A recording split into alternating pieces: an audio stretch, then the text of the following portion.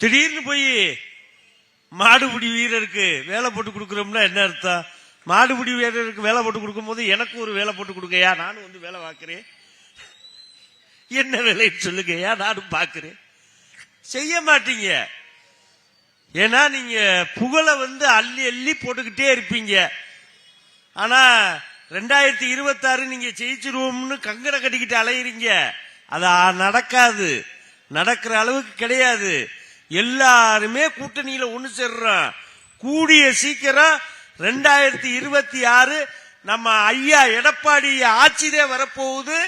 இது மட்டும் இல்ல, எல்லாத்துக்குமே பெரிய பொறுப்பு கிடைக்க போகுது. பெரிய பாடுபட்டுக்கிட்டு இருக்கோம். நிச்சயம் இந்த மதுரை மீனாட்சி அம்மே கைவிடாது. கூடிய சீக்கிரமே இந்த வார தேர்தலில் ஐயா எடப்பாடி தான் ஜெயிப்பாரு. அத்தனை தொகுதியிலையும் அத்தனை எம்எல்ஏக்களும் அதிக வாக்கு வித்தியாசத்தில் ஜெயிக்க போறாங்க. இது நடக்கும் நடக்கும் நடக்கும். இதை நான் சொல்லிட்டு போறேன்.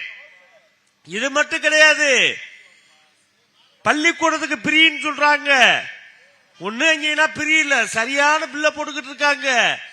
ஒருத்த வீடு கட்டினா கீழே கட்டுறான்னு நினைச்சுக்கிட்டு இருக்காங்க. மேல கட்டுறதுக்கு கீழே கட்டுறதுக்கு ஆரம்பிக்கிறதுக்கு முன்னுக்குவே மேல வரிய போட்டுறாங்க.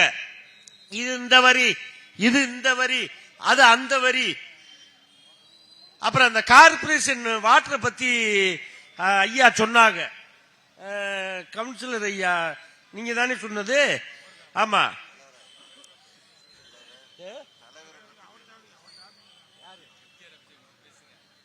தலைவர் பேசி ஐயா வந்து இந்த ஆத்து தண்ணியை பத்தி சொல்லிக்கிட்டு இருந்தாங்க.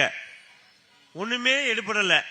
பாவம் வந்து மாற்றி வைக்கிறோம்னு சொல்லுவாங்க, திருப்பி செய்ய மாட்டாங்க.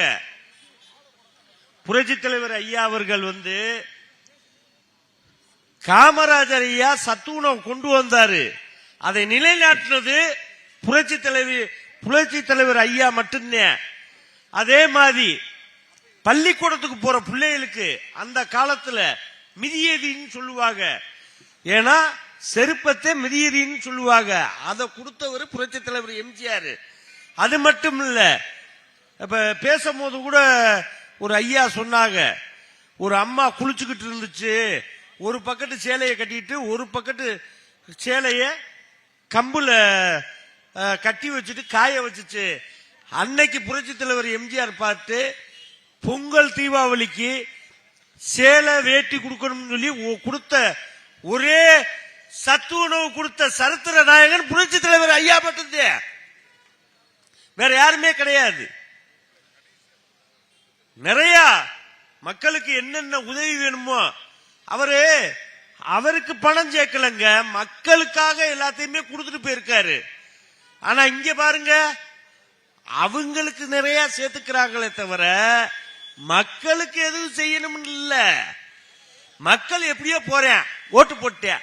ஐயா நான் ஒண்ணு சொல்றேன், இங்க உள்ள யாருமே தவறா நினைச்சுக்கிறாதீங்க, யாரும் தவறா நினைச்சுக்கிறாதீங்க. எவ்வளவு பணம் கொடுக்குறாங்களோ நீங்க வாங்கிக்கிறீங்க, வாங்கிக்கிட்டு ஓட்டு போடுறது மட்டும் ரெட்டலைக்கு போட்டுருங்க. பணத்தை வாங்கிக்கிறீங்க, வாங்காம இல்ல. பாவம் ஆட்டோ ஓட்டுறவருக்கு ஒரு எலக்ட்ரிக் ஆட்டோ கொடுத்துருக்காங்க.